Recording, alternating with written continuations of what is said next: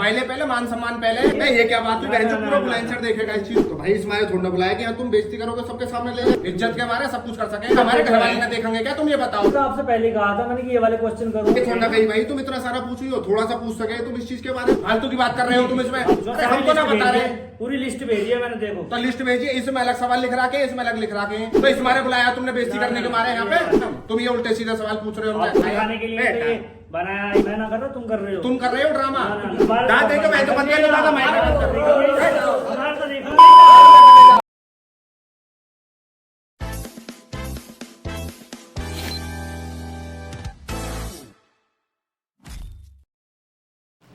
राम राम जी, मैं आपका अपना हरीश और राजा जी की महफिल में आपका स्वागत है। आज हमारे साथ हैं हमारे मोहित भाई, जो लेह लद्दाख की ट्रिप से बहुत ही ज़्यादा फेमस है और आज तक ही चर्चाओं में है। अपनी पैसन प्रो 2009 मॉडल वो ट्रिप करने के लिए गए थे, तो आपका स्वागत है राजा जी की महफिल में। तो पहले आपकी कौन सी रील वायरल हुई थी? सबसे पहले मेरी रील वायरल हुई थी जब मैं लद्दाख करने के लिए जा रहा था पैसन प्रो से। तो मैं शिमला में था। मैंने पहले ये रील डाली थी अपनी कि मैं बुलंदशहर से मोहित राठी अपना बुलंदशहर से 100 सीसी की बाइक लेकर के निकला हूँ ट्रिप करने के लिए। वो रील मेरी वायरल हुई थी, ऑलमोस्ट 2-3 मिलियन के समथिंग में गई थी वो। बहुत अच्छी बात है। तो आपके यूट्यूब पर आने की जर्नी कैसी रही? जर्नी ज़्यादा आसान नहीं थी, थोड़ा डिफिकल्ट था क्योंकि मैंने होटल मैनेजमेंट किया था। फिर थोड़ा सा घर वालों की तरफ से ये प्रेशर था कि भाई आप इतनी पढ़ाई आपने की है, गलगोटिया से मैंने किया था। फिर उसके बाद में कि यार आप इस पे क्यों जाना चाहते हो, उस पर तो फ्यूचर ही इतना सिक्योर नहीं है। लेकिन फिर मैंने सोचा कि यार लाइफ में कुछ करना है, हट के करना है। देन फिर बुलंदशहर में भी इतना कोई कर नहीं रहा था, तो मैंने सोचा करते हैं। फिर देन मैंने वहाँ से अपनी जर्नी स्टार्ट की थी। गुड। आप कहाँ से और गांव कौन सा है आपका? वैसे तो प्रॉपरली मैं अभी बुलंदशहर में रह रहा हूँ, 28-30 साल हो गए यहाँ पे, क्योंकि पापा बीएसएफ में थे तो यहीं पे ले आए थे पापा। लेकिन जो मेरा गांव है वो शिकारपुर में मुरली नगला करके गांव है। अच्छा। हाँ, मम्मी का गांव है कादराबाद ढूसरी करके है। तो बाकी तो 28 साल से यहीं रह रहे हैं, बाकी गांव में सब अभी हैं, फैमिली पूरी है वहाँ पे। तो आपने 10th 12th और ग्रेजुएशन में क्या किया है? मैंने 10 तो आपका यहाँ से की थी, सिटी ब्रांच से की थी। 8th क्लास तक मैं खालसा स्कूल में पढ़ा था। फिर 12th करने के लिए मैं दिल्ली इसमें चला गया था आपका आज़ाद एनसीआर में। अच्छा। फिर मैंने बीएससी की थी अपना गलगोटिया यूनिवर्सिटी से मैंने। भाई क्या बात है। तो जब जॉब भी चल रही थी उसके साथ? नहीं, जॉब नहीं चल रही थी वो, सॉरी बीएससी नहीं, बीएससी होटल मैनेजमेंट किया था मैंने। अच्छा, होटल मैनेजमेंट किया था। जब मतलब जॉब चल रही थी आपकी, तो मतलब ये इसे छोड़ के मतलब कहाँ? मैंने किया था, जैसे मैंने 12th पास आउट करने के बाद में सबको होता है कि भाई अब फ्यूचर में आगे क्या करना है। तो देन मैंने थोड़ा सा इसके बारे में प्लानिंग की, भाई आगे क्या कर सकते हैं। तो होटल मैनेजमेंट मेरे को थोड़ा बेस्ट लगा, क्योंकि फिर मैंने वहाँ पर जा कर के जॉब की। सबसे पहली जो जॉब थी मेरी उसमें थी रेडिसन। पहले सबसे पहले बताता हूँ आपको, गलगोटिया यूनिवर्सिटी से मैंने बीएससी किया, बीएससी होटल मैनेजमेंट। देन उसके बाद में ट्रेनिंग होती है आईटी ट्रेनिंग, वो मैंने की थी रेडिसन से, जो परी चौक पे पड़ता है, 6 महीने की होती है। वो करने के बाद में फिर हमारा एक होती है आईटी ट्रेनिंग, वो मैंने लेमन ट्री से की थी। फिर उसके बाद में जो पहली मेरी जॉब थी वो आपका जेपी ग्रीन्स में थी। फिर उसके बाद में रसोते हाउस करके है, उसमें गया था जॉब करने के लिए। फिर बारबेक्यू नेशन है, उसमें जॉब की थी। जो मेरी लास्ट जॉब थी वो थी आपका महिपाल, उसमें थी सॉरी गोवा में मुर्जिम मे फेयर करके एक उड़ीसा का 5 स्टार ब्रांड है, मैंने वहाँ पर जाकर के जॉब की। अच्छा। देन फिर वहाँ से सब कुछ चेंज हो गया। तो मतलब जॉब इतनी अच्छी चल रही थी, तो आपको इस लाइन में आने का क्या जरूरत हुई? ये था कि भाई कुछ अलग हटके करना है ना। अब जॉब का तो ये था कि सुबह को जाते थे 9 बजे, क्योंकि होटल की जॉब ऐसी होती है कि आने का टाइम है, जाने का कोई टाइम नहीं होता। तो उसमें ये था कि भाई सुबह को आपकी कभी मॉर्निंग ड्यूटी लग रही है, कभी इवनिंग लग रही है, कभी ब्रेक शिफ्ट लग रही है। तो मैं परेशान हो गया था इन सारी चीज़ों को करते करते। मैंने कहा यार कुछ अलग करना चाहिए अपना। फिर मेरे को थोड़ा ये था कि यार यूट्यूब पे सब लोग इतना ब्लॉग वगैरह बनाते हैं, तो मैंने कि मैं क्यों नहीं कर सकता इस चीज़ को। तो ये मैंने अपने कॉलेज टाइम से ही ये चीज़ें मैंने स्टार्ट कर दी थी। बहुत मेरे को आता भी नहीं था प्रॉपरली करना, कैसे करें क्या नहीं करें। कहीं ना कहीं होटल मैनेजमेंट करने से मेरे को बहुत बेनिफिट मिला इन सारी चीज़ों में, क्योंकि उसमें क्या होता है कि लाइव किचन में हम लोग रहते थे, तो फॉरेनर्स आते थे, इंडियंस आते थे, तो बात कर करके वो थोड़ा सा डर निकल गया मेरा। तो आपने सोशल मीडिया पे क्या स्टाइल रहा आपका, कैसा रहा? बहुत ज़्यादा स्ट्रगल रहा था इसमें, क्योंकि हर किसी के साथ ये होता है कि अगर आप फर्स्ट पहले कुछ करने को ऐसे जाते हो तो आपको ज़्यादा नॉलेज नहीं होती है, हर कोई आपको सपोर्ट नहीं करता है। तो सबसे पहले मैंने जर्नी स्टार्ट की थी, गोवा में गया था जॉब करने के लिए। मैं था, मेरा एक दोस्त था आनंद पटेल करके। फिर हम लोग गए वहाँ पे जॉब करने के लिए, 1 हफ्ते हम लोगों ने जॉब की। मैं कॉन्टिनेंटल में था, मैं शेफ़ का काम करता था वहाँ पे। फिर उसके बाद में मेरे को ये हुआ कि यार दिल नहीं लग रहा मेरा इसको करने में, कुछ करता हूँ। फिर मैं उस टाइम पे ब्लॉग वगैरह देखता था, तो हिचाइकिंग काफ़ी ज़्यादा फेमस थी। तो मैंने गोवा से जब हम लोग यहाँ दिल्ली से गए थे तो हम लोग टिकट लेके गए थे फ्लाइट में बैठ के, बढ़िया 4-5 हज़ार रुपये का टिकट था। फिर लेकिन जब वहाँ से आने की बारी हुई, फिर मेरे पास में कुछ पैसे थे जो सेविंग थी मेरी। मैंने कहा यार अगर सारे पैसे मैं इसी में लगा दूंगा फिर मैं आगे कुछ कर नहीं पाऊंगा। तो मैंने गोवा से 500 रुपये का जनरल का टिकट लिया, मैं दिल्ली आया। ऑलमोस्ट मेरे को लगता है 2 दिन का समय लगा था। और जनरल का टिकट आपको पता ही जनरल की व्यवस्था कैसी गाइस है। देख रहे हो आप मोहित भाई ने कितनी मतलब स्ट्रगल किया, कितनी मेहनत करी है, देखो आप। वही है। फिर उसके बाद में आप देख सकते हो कि अगर आपको कहीं भी छोटी जर्नी पे जा रहा हूँ, जर्नल से बहुत बुरी हालत होती है।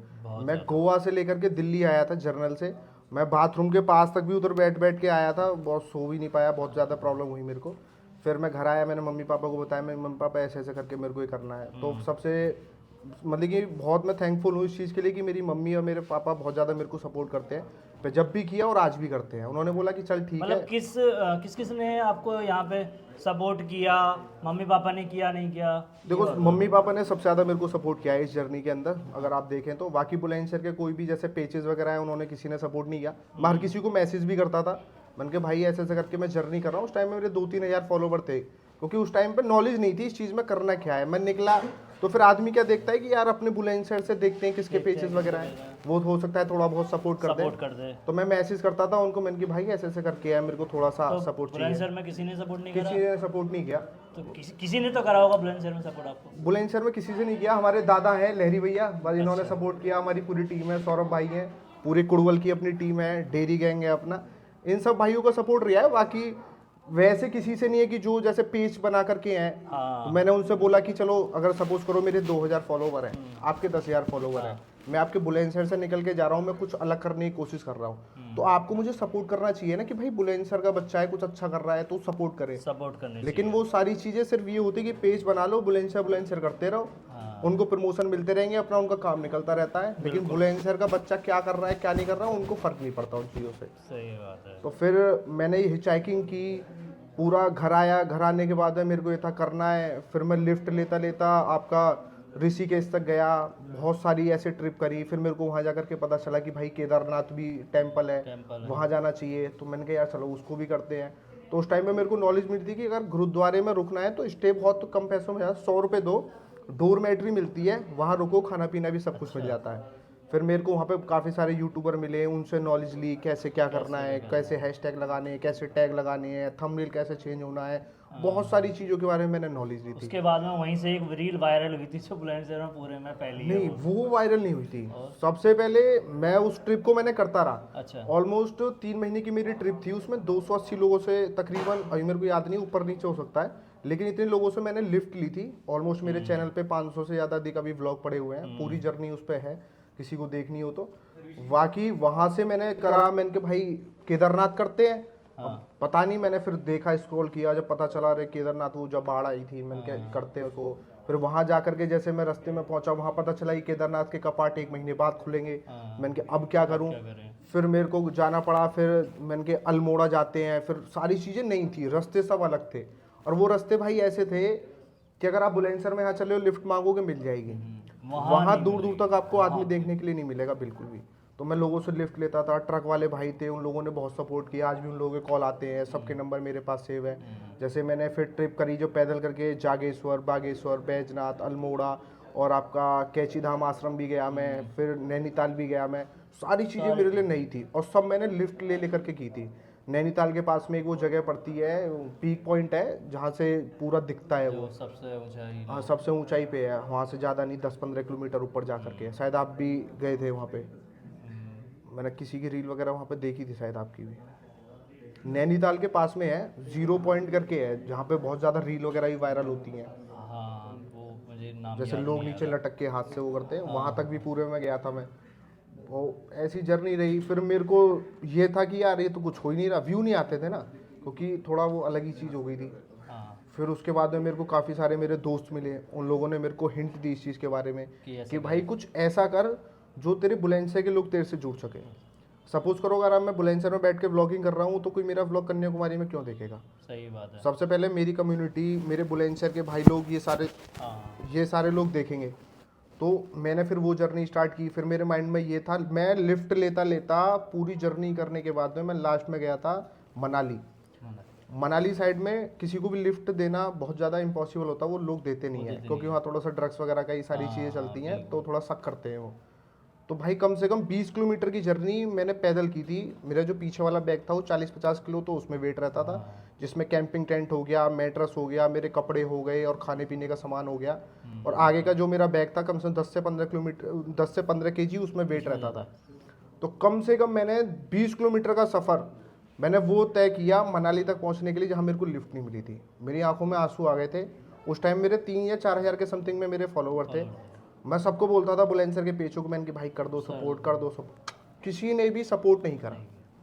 उसके बाद में भाई मैं वहाँ पहुँचा, जाने के बाद में फिर मेरे को अटल टनल दिखा। वहाँ जा करके पता चला भाई यहाँ से आगे लद्दाख जा सकते हो। मैंने कहा कैसे जाएँ? तो लोगों ने बताया कि लिफ्ट लेके मत जाना बिल्कुल भी, क्योंकि वहाँ फंस सकते हो आप। तो मैंने कहा यार अब क्या करें? फिर किसी ने बोला साइकिल से लेके आओ, किसी ने बोला कुछ ले करके आओ। फिर मैं घर वापस आ गया निराश होकर के।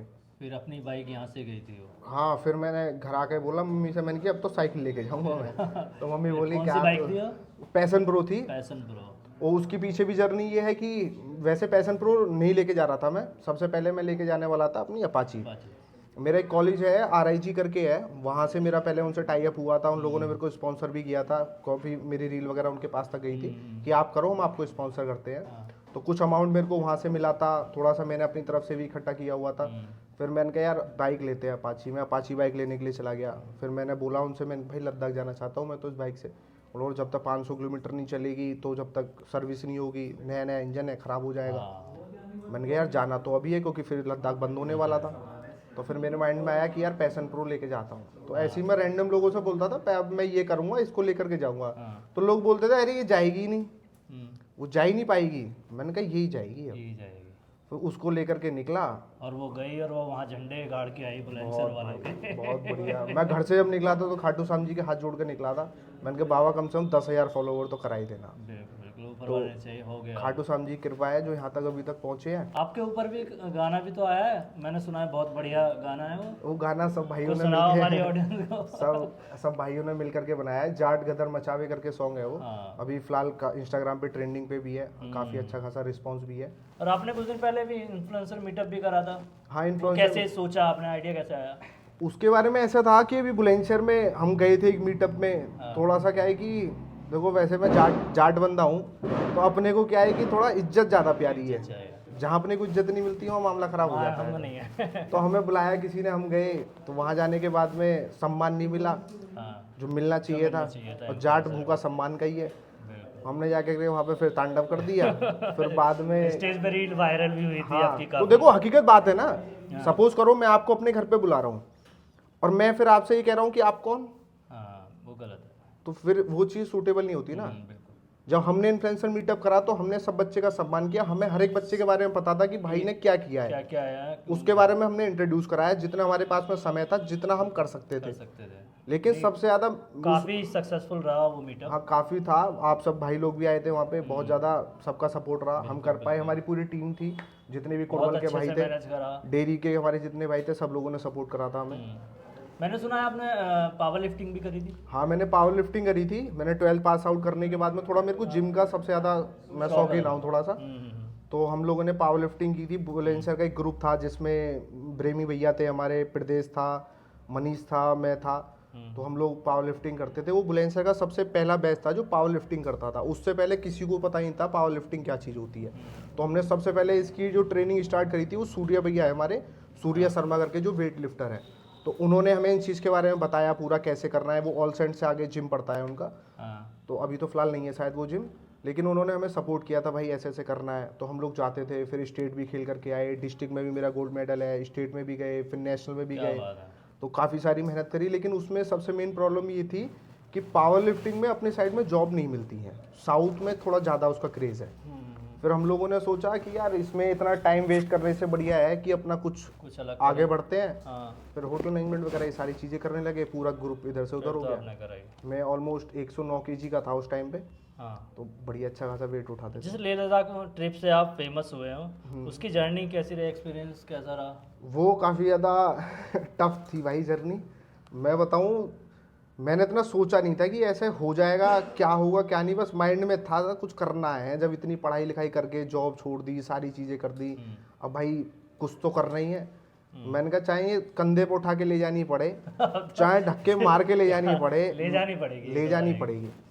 तो जब मैं मनाली इसमें पहुंचा, शिमला में पहुंचा, तो उस टाइम पे 2 सर्किट मेरे माइंड में आए थे कि मनाली अपना लेह लद्दाख का आपको करना है तो आप मनाली से भी कर सकते हो, आप कश्मीर से भी कर सकते हो। लेकिन मेरे माइंड में ये था कि अगर कर रहा हूँ तो एक बार मैं फुल एंड फाइनल कर लेता हूँ, स्पीति वैली भी करता हूँ साथ में, क्योंकि जब जा रहा हूँ तो 500 किलोमीटर एक्स्ट्रा पड़ेगा मेरे लिए, तो वो करने के लिए मैं गया। लेकिन हिमाचल में जैसे शिमला पहुंचे, जब वहाँ पे स्टार्ट होता है तो भाई बहुत ज़्यादा दिक्कत हो गई। वहाँ पे सिस्टम खराब हो चुका था, बाइक बिल्कुल लोड मारनी स्टार्ट हो गई, पटाखे छोड़ रही थी। और पापा को फ़ोन करा मैंने, पापा ये तो पटाखे मार रही है। बोले कोई नहीं, हो जाता है, कचरा वचरा आ गया होगा कुछ है, क्योंकि ऑक्सीजन नहीं मिल रही थी ना उसको।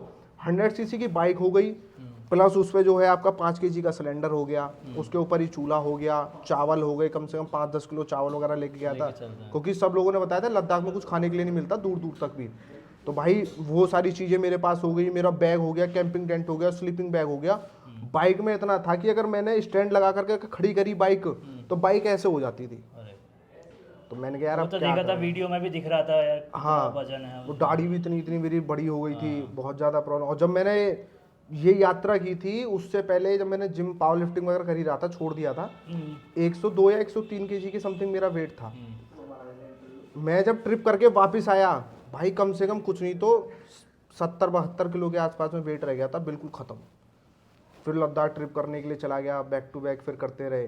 तो वहाँ पे क्या था कि सबसे मेन प्रॉब्लम क्या होती है, जब आप पहाड़ पे जाते हो बाइक ऑक्सीजन ख़त्म हो जाती है बाइक की बिल्कुल। फिर मैं वहाँ से करता करता स्पीति वैली करता हुआ, सब करता हुआ मैं पहुँच गया भाई लद्दाख में। बहुत प्यारी जगह है, कभी आप जाना, अल्टीमेट है, बहुत प्यारी जगह है। फिर मेरे को, मैं स्पिलो करके एक जगह पड़ती है, नहीं स्पिलो नहीं, अटल टनल से आगे जाते हैं, सिसु वैली करके ऐसी कुछ नाम था उसका। मैं वहाँ पहुँचा भाई, बाइक बिल्कुल ख़त्म, चली नहीं रही है बिल्कुल बाइक। मैंने कहा यार क्या करूँ, तो बुरा हाल हो गया। फिर मेरे को एक भाई मिला, वो ट्रिप कराता था, वो अपने यूपी का ही था, उसके साथ में कम से कम 10-11 बंदे थे जो केरल से ट्रिप करने के लिए आए थे, पूरा बैच लेकर के चलते हैं वो लोग। तो वो भाई मेरे पास में आया, बोला क्या हो गया। मैंने कहा भाई यार ऐसा ऐसा करके है। बोला मैं इसीलिए रुक गया आपका यूपी 13 नंबर देख के, मैं भी यूपी से हूँ। मैंने कहा भाई ऐसा ऐसा करके ट्रिप कर रहा हूँ और ये करनी है, इज्जत की बात है। बोला यार आपकी रील शायद मैंने भी कहीं देखी है। मैंने कहा हो सकता है फीड में आ गई होगी। तो मैंने कहा ऐसे करके है। फिर उसने मेरे को नॉलेज दी, बोला आप इसका जो है फ़िल्टर निकालो। अच्छा, जब फ़िल्टर निकालोगे फिर बाइक में थोड़ी ऑक्सीजन आएगी तो बाइक चलने लगेगी। फिर भाई उस बंदे ने मेरा इतना साथ दिया, उसने बोला अब तुम मेरे साथ साथ रहना, क्योंकि हम एक दिन में लद्दाख नहीं पहुंचते हैं, थोड़ा थोड़ा स्टेप ले लेकर के पहुंचते हैं, 200 किलोमीटर 250 किलोमीटर करके फिर लेह तक पहुंचेंगे। मैं कहा ठीक है भाई करते हैं। तो वो पैच ऐसा था, उसको बोलते हैं वो कांटा लूप्स करके है, जहाँ पे बोतल्स वगैरह बहुत ज़्यादा पानी के लिए डाल के जाते हैं, वो जगह बहुत ज़्यादा टफ है भाई। उस पर बाइक चढ़ाना, ये समझ लो कि मैं बेकार हो गया था उस पर बाइक चढ़ाने में। बाइक चढ़ नहीं रही थी, बैठ रहा हूँ तो चढ़ नहीं रही, फिर धक्का मार के ले जानी पड़ रही है। हल्की हल्की रेस चल रही थी, 4 या 5 की स्पीड होगी मुश्किल से, पूरा कांटा लूप्स। तो ऊपर मैं बाइक को लेकर के गया पैदल। फिर मेरे को फौजी मिल गए बहुत सारे, फिर उन लोगों ने भी धक्का लगवाया, लेकिन उन्होंने मना कर दिया था कि वीडियोस वगैरह मत डालना, अलाउ नहीं है ये सारी चीज़ें। मैं कहा ठीक है सर कोई नहीं आप कर दो। आंखों में आंसू आ गए थे, ऑक्सीजन बिल्कुल ख़त्म हो गई थी। मैंने कहा यार मरते ही ठीक है। फिर ऑक्सीजन के लिए क्या ले जाते हैं? कुछ नहीं था मेरे पास में, कुछ भी नहीं, पहली बार था। मैंने कहा राम भरोसे है, वही जाट बुद्धि उठाई अपना चल दिए। मैंने कहा जो होगी देखी जाएगी। लेकिन मेरे को अगर वो मेरे को भाई नहीं मिलता तो मैं कर नहीं पाता। उस भाई ने फिर जहाँ जहाँ पर स्टॉप उनका था, उसने बोल दिया कि इतने इतने किलोमीटर पर मैं वहाँ पे रुकूंगा और तो मैं वहीं रुकना है मेरे साथ में ही। तो जब तक वो कांटा लूप्स क्लियर नहीं होगा था, वो भाई मेरा साथ छोड़ के नहीं गया था, जबकि उसकी टीम बहुत आगे निकल चुकी थी।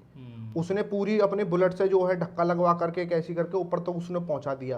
बोला एक काम करो, ये क्या होता है जितनी ऊपर चढ़ोगे उतनी नीचे भी जाओगे। बहुत बहुत धन्यवाद उस भाई को जिन्होंने भाई ने बहुत सपोर्ट किया था यार।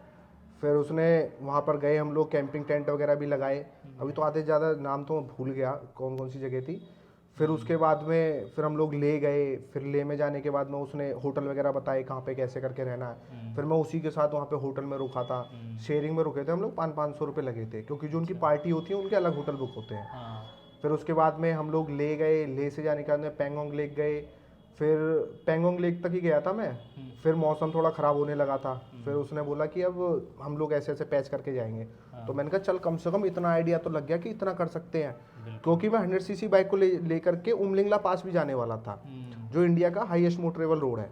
अभी तो खैर एक और बन चुका है, कुछ नाम ऐसी है कुछ उसका, लेकिन उमलिंगला था उस टाइम तक। मैंने कहा यार कैसे करें, अब बोला अभी मत जाओ, बर्फ़ गिरी हुई है, रास्ते बंद है, फंस जाओगे, फिर कभी कर लेना, जान है तो जहान है। मैंने कहा ठीक है भाई अपना करते हैं। उस टाइम तक मेरे को इतनी नॉलेज नहीं थी कि ट्रिप को थोड़ा सा मैं और आगे बढ़ाऊँ, क्योंकि मैं अकेला बंदा था। उस ट्रिप पे ही जब मैंने पहली रील डाली थी तो 17,000 फॉलोवर थे मेरे।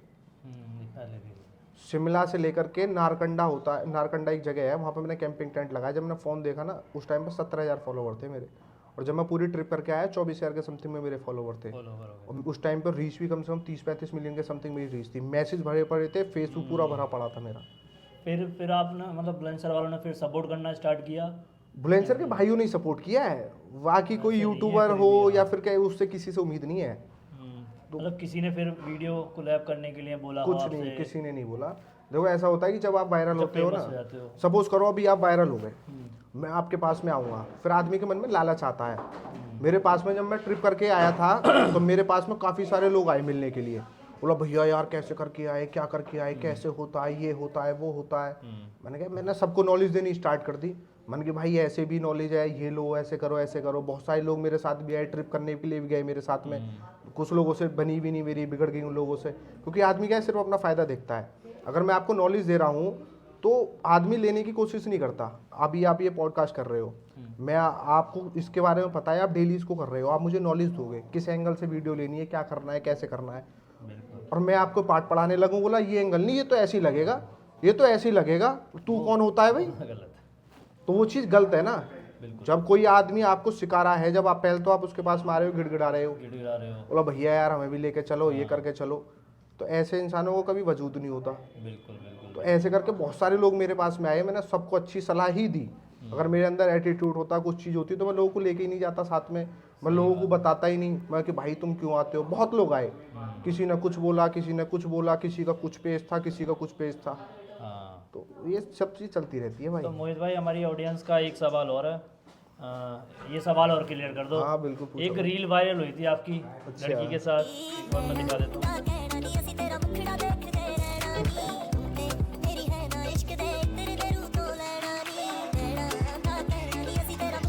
ये रील तो मैं कहाँ से मिल गई, ये तो बहुत पुरानी रील है। ये बहुत ढूंढी है जब मिली है मुझे। इनका क्या था? तो इसका क्या था, कोई कह रहा है गर्लफ्रेंड है आपकी, कोई कह रहा है फियोंसे है। मतलब लोग वायरल होने के बाद में लोगों को पता नहीं क्या अपने आप जज करने लगते हैं, कमेंट करने लगते हैं। ऐसा है, इनके एक भैया थे, हाँ वो भी थोड़ा इसी लाइन में, ये भी करती हैं अपना, इनके भी शायद 3-4 हज़ार के समथिंग में फॉलोवर है इनके। तो ये वैसे भी गवर्नमेंट एम्प्लॉय वगैरह हैं शायद ये। तो इनका ये था कि रील वगैरह कुछ बनाते हैं। उस टाइम पे मेरे पास एक गाने का ऑफर आया हुआ था कि भाई ये गाना करना है ऐसे करके। तो मैंने कहा ऐसे करके एक गाना है, रील वगैरह बनाते हैं, थोड़ा सा पहले से ही सारी चीज़ें होंगी, फिर अपना म्यूजिक वगैरह आएगा तो अच्छा चलेगा वो। ठीक है। तो वही था इनके साथ में, 1-2 रील वगैरह मैंने बनाई थी उसमें। फिर मेरे पास में कमेंट आने लगे भाभी भाभी करके ये सारी चीज़ें। तो फिर मम्मी ने बोला ये सारी चीज़ें सही नहीं है, इंप्रेशन ख़राब होता है। क्योंकि ऐसा भाई जाट बंदे हैं, वैसे ही ब्याह नहीं होता है, ये सारी चीज़ सामने आ जाएंगी तो और गए। तो इस मारे फिर मैंने कहा यार ये करना ही नहीं ये सारी चीज़ें। तो फिर इनसे कोई मतलब नहीं था, ये तो अब भी ऑन उस पे हैं, इंस्टाग्राम पे हैं। अच्छा। आप बात कर लेना, पूछ लेना। कोई ऐसा कुछ आपके जीवन का सबसे प्रेरणादायक व्यक्ति कौन था? भाई मम्मी है। मम्मी है, फिर दूसरे नंबर पे पापा हैं। क्योंकि पापा क्या है कि थोड़ा गर्म मिजाज के हैं, थोड़ा पीछे से सपोर्ट करते हैं, लेकिन मम्मी का हमेशा रहता है कि चल तो ठीक है कर। फिर जब मम्मी करती हैं तो फिर पापा भी बोले चलो बेटा करो करो। आपके करियर में सबसे ज़्यादा चैलेंजिंग पल कौन सा रहा और उससे कैसे पार किया आपने? सबसे ज़्यादा चैलेंजिंग पल तो भाई चुनौतीपूर्ण वही था, ट्रिप वगैरह जो करने के लिए निकला था कि कैसे करना है। अब सब इजी है, अब तो सब इजी है भाई। जब मैंने लद्दाख कर दिया ना पैशन प्रो से, फिर तो मेरे को कुछ लगा ही नहीं। फिर तो मैंने कन्याकुमारी कर दिया, नेपाल कर दिया, चीचम ब्रिज कर आया। फिर और तो सफलता का श्रेय किसे देते हो आप? मम्मी और पापा को। मम्मी और पापा को। और आपकी पसंदीदा बुक कौन सी है और फिल्म कौन सी है? भाई बुक पढ़ने के तो इतने शौकीन नहीं है, बाकी फिल्म वगैरह भी ऐसा कुछ जाट है भाई। जाट है। और जो अभी बॉर्डर 2 आई है भाई बॉर्डर 2 बढ़िया मूवी है, देखी हम लोगों ने। भाई साहब, मैं तो रोया हूँ उस मूवी को देख के यार, काफी अच्छी गजब, है। बहुत सबने एक्टिंग लेकिन मेरे को वो ज्यादा बढ़िया लगती है। सबसे बेस्ट जो मेरे को अगर एक्टर की अगर बात करोगे तो रणदीप हुड्डा भाई। हाँ, उसकी एक्टिंग उनका तोड़ नहीं है, कभी भगवान ने अगर चाहा तो उनसे मिलेंगे भी। और उनकी एक मूवी आई थी कुछ टाइम पहले अभी आई थी, वो हम गए थे हम लोग देखने, क्या था रणदीप हुड्डा की, जो गए थे हम लोग मॉल में देखने के लिए। जाट ही ना तो वो? थी। हाँ उसमें जाट, विलन का रोल कर रहा था। हाँ जाट जाट ही तो थी। जाट मूवी, वो भाई बहुत तगड़ी एक्टिंग थी गजब, उसमें। बहुत गजब। राणा तुंगा हाँ, राणा तुंगा भाई एक नंबर। तो आपके करियर को लेकर क्या सपने हैं आगे? करियर को लेके अभी बहुत कुछ करना है। अभी 1-1.5 महीने बाद अभी हम लोग जा रहे हैं, ट्रिप करने के लिए जा रहे हैं। कहाँ? बताए पहले ही बता दो हमारी ऑडियंस को। है थोड़ा सा सरप्राइज। चलो सरप्राइज है। लेकिन ये है कि पूरा ऑल इंडिया ही उसमें कवर होगा।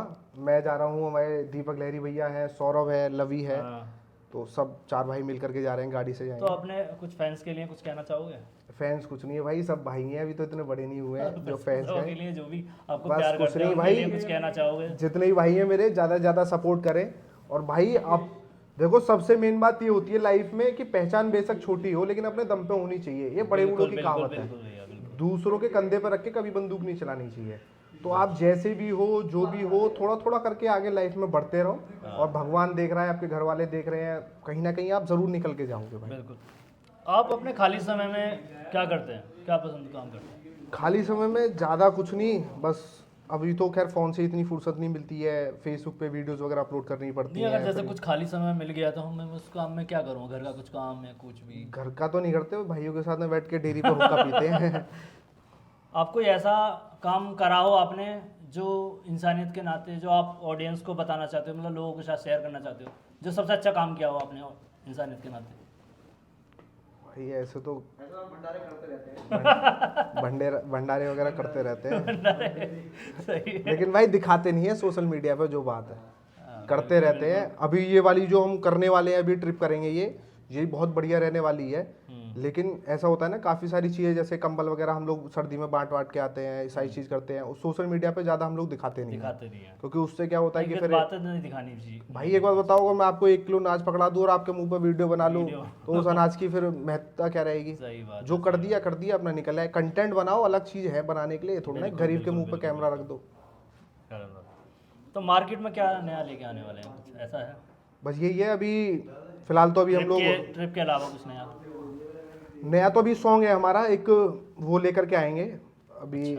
हमारी फीमेल एक्टर हैं, उनके साथ में करेंगे। और 1-2 गाने हैं, करेंगे। गाने के बारे में भी हम लोगों ने सोचा हुआ है। एक गाना तो अभी बना हुआ है, बस पेंडिंग में है वो गाना। अच्छा। हाँ, उससे भी जल्दी करेंगे। तो आपको राजा जी की महफिल में आके कैसा लगा? बहुत बढ़िया लगा भाई। आपने ये सब चीज़ें नई करी हैं स्टार्ट, हमें भी पहली बार आकर के मौका मिला। बुलाया काफ़ी लोगों ने, लेकिन थोड़ी उनकी कंडीशन ज़्यादा रहती थी कि ये भी करना, ये भी करना। तो कोई कंडीशन नहीं। हाँ, तो वो तो आओ अपना भैया, आपकी राजा जी की महफिल है, कंडीशन वाली चीज़ चाहिए ही नहीं भाई। बिल्कुल तो बिल्कुल। किसी के तलवे चाट के नहीं बढ़े भाई, अपने दम पे बढ़े हैं। जब हमें किसी ने सपोर्ट नहीं करा तो हम किसी को क्यों सपोर्ट करें? जिसे हमें लगेगा।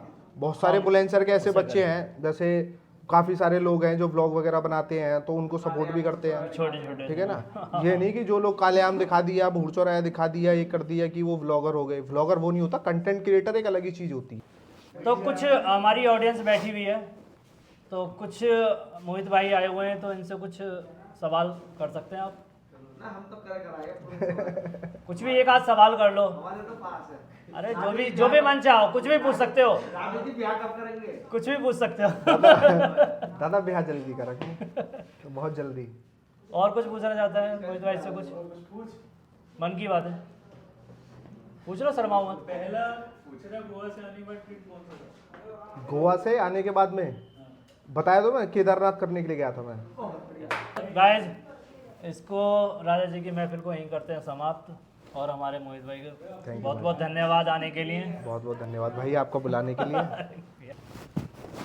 लीजिए मोहित भाई, ये सहप्रेम भेंट बहुत बहुत धन्यवाद भाई। राजा जी पोपटमल के कपड़ों की दुकान से आया ये शॉल। बहुत धन्यवाद भाई। बहुत बहुत धन्यवाद राजा जी पोपटमल का। बहुत बहुत धन्यवाद आपका इतना बढ़िया सॉल्व देने के लिए, और ठंडी लगेगी मेरे को। जय श्री राम। ठीक है, जय श्री राम।